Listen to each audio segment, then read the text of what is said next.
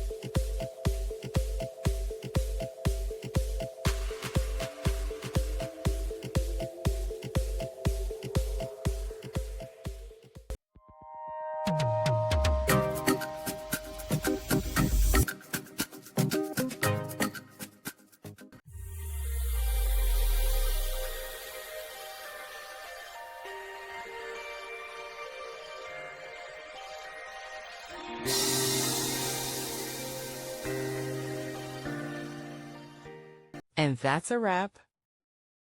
I hope you found the answer you were looking for. If you did, take a second to hit that subscribe button. It really helps out.